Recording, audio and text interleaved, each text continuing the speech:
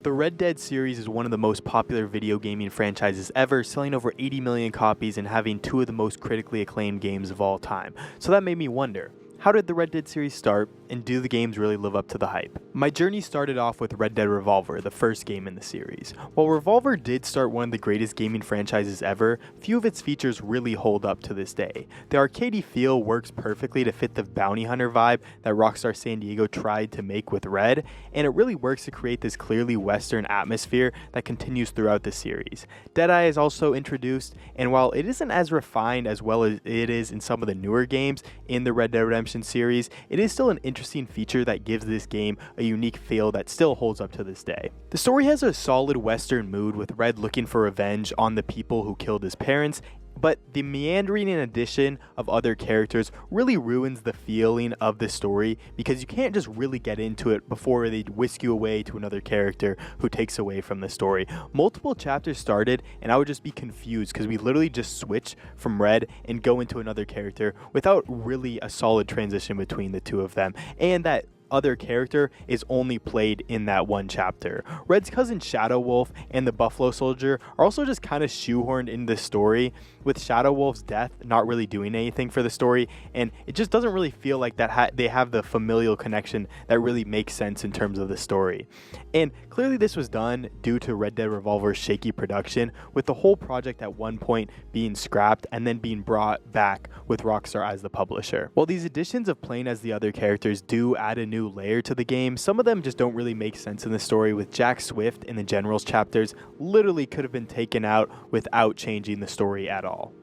The story overall in Red Dead Revolver isn't done poorly, with Red Harlow being a standout character for the franchise in general. I love the whole Western theme, with him clearly being based off of Clint Eastwood's character from the Dollars trilogy, speaking very little and having similar clothing and just a similar vibe in general. And his quest for justice and revenge on the people that killed his family is also pretty solidly built throughout the game, with his final line showing the audience that he was always only looking for revenge. It never was about the money.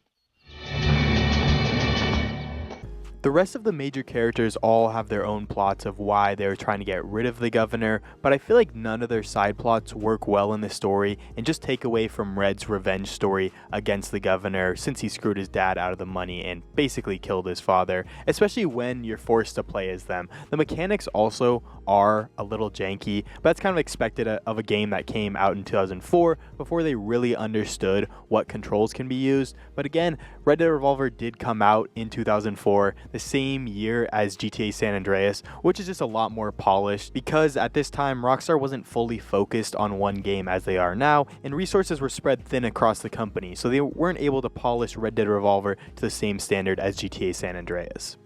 Red Dead Revolver does present a solid storyline, and I think a remake could really take this game to the next level. I mean, of course, Rockstar is not going to be able to do that, but it would really turn it from that simple arcade version into a similar open world game that could compete with Red Dead Redemption 1 and Red Dead Redemption 2, and just it would really feel a lot better with the rest of the series, cleaning up a lot of the weird additions from the first game, and like being able to play with all these characters and really fleshing the game out as a whole, and fleshing Red's character out as a whole, as he's a really compelling character.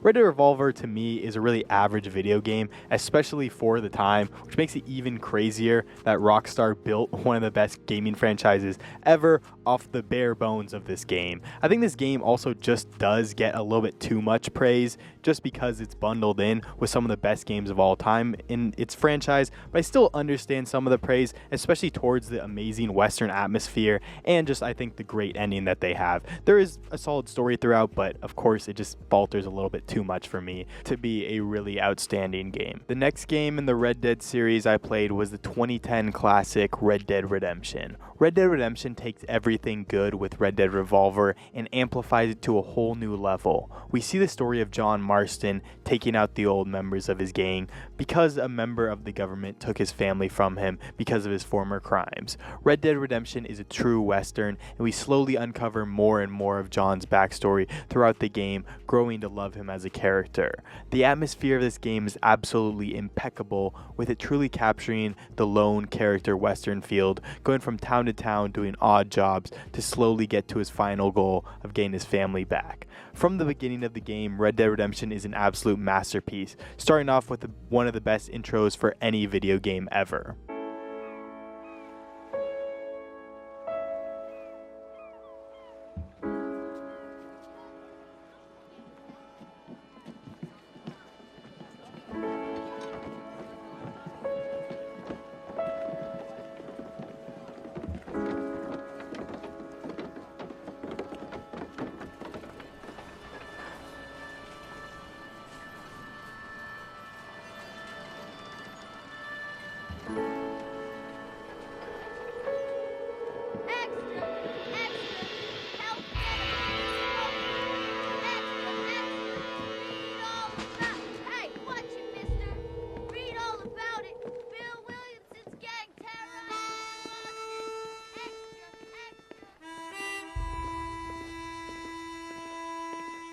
Throughout the story, John's services are used by a variety of people, from an Ivy League educated doctor in Blackwater to the military commander of Mexico. Throughout this, we get the classic Western motifs of revenge, with John taking revenge on his former gang members, even though that isn't his main goal, while his main goal is rescuing his family.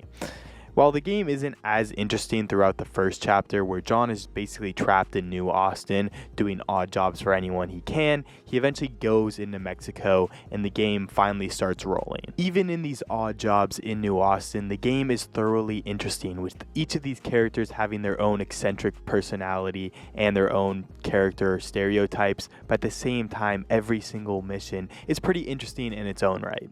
The state of Nuevo Paraiso in Mexico probably has the best vibe of the entire game, with the towns perfectly fitting that Mexican atmosphere and the game finally feeling like there's something consequential happening. John finally finds Bill and Javier, two of the gang members he was meant to find and kill, and disposes of them. And John also installs a new dictator on Mexico's throne after a bloody civil war that takes the lives of a lot of John's acquaintances. While I don't think Javier or Bill is as fleshed out as they could be, with Javier only appearing in one mission and Bill only being seen in a couple, you do get to see a little bit of their true character in the short time they're in the game.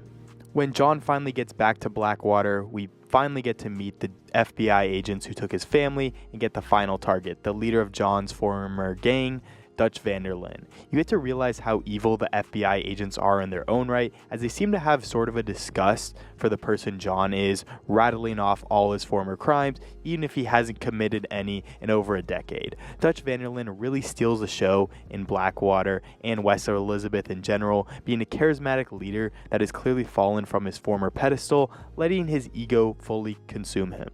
Dutch has a very anarchist view of society, turning the local Native Americans into a new band of raiders and murderers, just like his old gang where John was a part of. Dutch's careless actions get the majority of his band killed, and tens of others of civilians are caught in the crossfire between the government and Dutch. The chapter ends with a raid on Dutch's base and a final amazing charismatic monologue from Dutch, where Dutch eventually ends up jumping off the cliff, perfectly fitting his ego.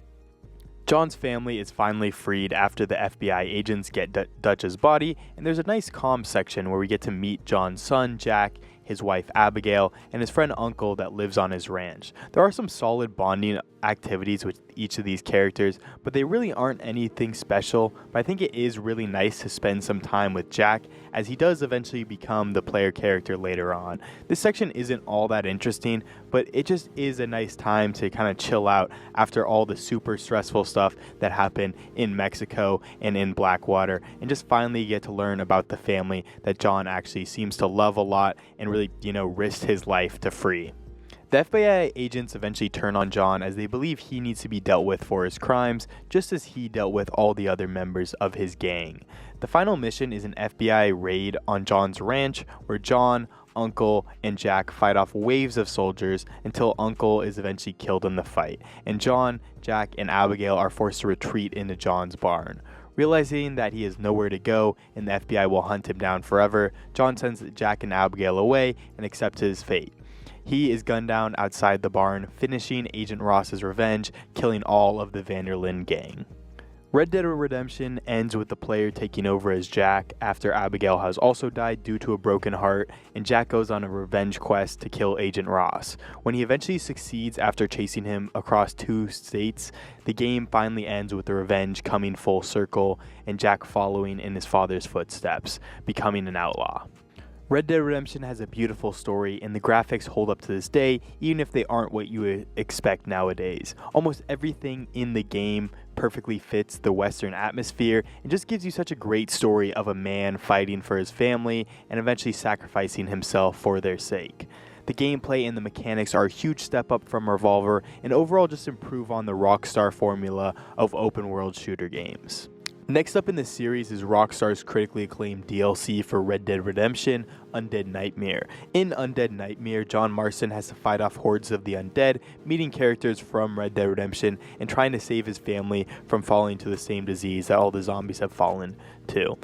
It's a pretty amazing DLC for any game. I think it's just pretty fun for an add-on to the regular game. It's not much of like a change in story, or there's not like a big story going on, but it is fun to just like fight zombies and have this whole like zombie apocalypse mode. While the gameplay loop is pretty simple, freeing a town, doing missions to progress the game, and clean out cemeteries, the overall atmosphere of this DLC takes the Western to a whole new level, since John is basically one of the only survivors on the entire planet at this point, and it also gives a twinge of darkness to that same vibe, giving it this dark Western feel that can't really be matched by many other games. And that's why I feel like just in general, Undead Nightmare is one of the best DLCs of all time. It just perfectly fits that Red Dead Redemption vibe in general.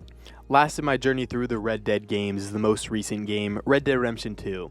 Red Dead Redemption 2 is a masterpiece of a game. It kind of switches the Red Dead formula from the true Western to an action-adventure game with hints of Western themes, but it still keeps those cowboy vibes that everyone loves. You get to see the rise and downfall of the Vanderlyn gang as they move across 3 different states and 1 tropical island, from snowy mountains to the swamps of Lemoyne. This game is one of the most beautiful games of all time, with the graphics turning every scene of the wilderness into something picturesque that you could see in nature photography. The story is amazing as you follow Arthur Morgan, Dutch Vanderlyn's second in command, as he navigates his loyalty to the gang life and his own safety / the safety of his friends. Every mission is action-packed with multiple bank robberies, train robberies, and just simple house robberies. Besides the missions mostly being pretty fun, the game allows you to explore and just immerse yourself in the world if you want to, with hundreds of secret details that you can randomly stumble upon while going through the game, taking the stranger missions and random encounters from GTA 5 and Red Dead Redemption 2, and basically just doubling that, making it super immersive game. Every single inch of Red Dead Redemption 2's world is clearly picked out for the player to explore, and the simple beauty of enjoying nature is breathtaking. The realism of the game also takes Red Dead Redemption to the next level. While of course Rockstar needed to create a fun game and not make it too realistic, where it's like, you know, you have to eat all the time, you have to like do bathroom breaks and everything like that. You still do have to feed yourself, your horse, and even your horse will shit, and your horse's balls have physics, so they are doing things pretty realistically. Every town in the game feels alive, and while there might not be as many side quests as something like a Bethesda game, there are many random events that take place in each town to make it feel like it's not just you and the gang playing through the game. There are hundreds of other things that will go down, no matter if Arthur interferes or not. The main point of the game is the amazing journey of Arthur Morgan. In Chapter 1, we get introduced to Arthur and the 22 other members that make up the Vanderlyn gang, and the strict morals that Dutch instills in them. The first chapter is bookended by a train robbery that I feel like really kicks the game into high gear. In the second chapter, we see the dispute between John Marston and Arthur Morgan, Pinkertons hot on the gang's trail, a prison escape from Arthur's least favorite member of the gang, Micah Bell, multiple robberies and shootouts, and one of the most unique missions I've ever played when Arthur and Lenny go drinking. Arthur is forced to collect debts from a lot of debtors, during one of which he basically beats a sickly man to death in front of his family because he didn't pay his debts on time. At the end of the chapter, the law enforcement finally catches up to them as the Pinkertons find their base, and they cause trouble with Leviticus Cornwall, a robber baron who owns mining operations, the railroad, and a refinery. The game kind of really starts to kick into high gear when we do get into the third chapter though.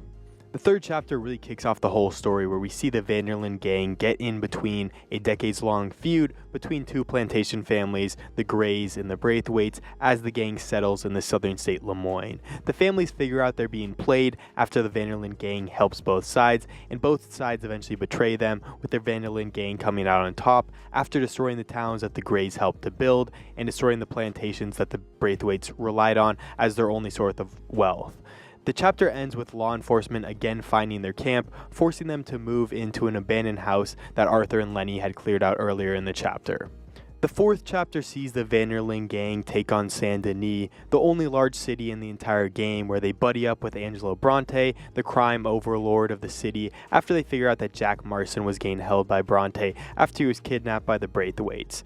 This relationship quickly turns sour as Bronte sets the gang up on a heist, and Dutch leads a raid that quickly gets Bronte fed to the Gators. The chapter ends with a bank robbery that completely goes wrong, resulting in the deaths of multiple members of the gang and the remaining bank robbers being forced to hide out on a ship that sinks and gets the remaining members stuck on Guarma, an island paradise.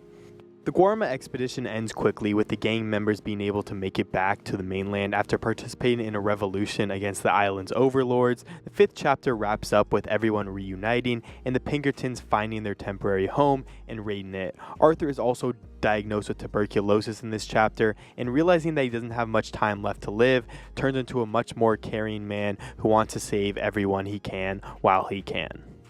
Red Dead Redemption 2 finally culminates in Chapter 6, where the gang finally moves up north and tensions begin to rise in camp with two distinct sides, Arthur's side and Micah's side, which Dutch eventually becomes a backer of. Dutch's lover is shot in camp after Arthur goes to rescue John from prison, since he was caught during the bank robbery to end Chapter 4. Dutch kills off Cornwall, who had been funding the Pinkertons the entire time, and they get caught in a side plot dealing with the Native Americans in the U.S. Army. This all culminates in a raid on Cornwall's refinery, where Native American leader's son is shot and killed after saving Arthur. The gang goes on one final train robbery where John is shot and presumed to be dead. Arthur then goes and saves John's wife Abigail after she is taken prisoner by the Pinkertons, and kills their leader, who reveals that Micah had been giving them information since Guarma. This results in a final showdown where John comes back and takes Arthur's side, while the remaining gang members take Micah's side. Eventually, Arthur is given a choice of saving John or going for the money, which changes his death scene. Arthur is eventually killed or dies, after likely saving a lot more lives than just his own. The rest of the game has a good prologue to Red Dead Redemption 1, where John sets up his new ranch and finally kills Micah, finishing the story until Red Dead Redemption 1.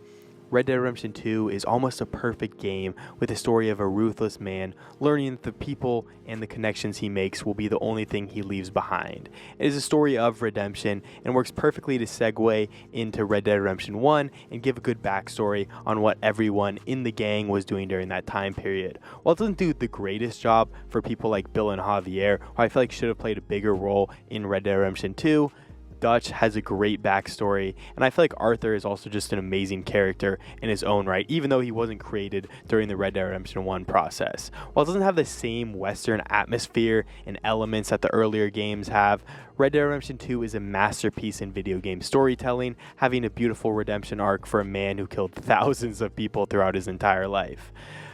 The Red Dead series has produced some of the greatest video games throughout its lifetime, and I'm sure Rockstar will make the next game just as good as the previous ones, no matter if the game has any connections to the beloved characters that we have come to know.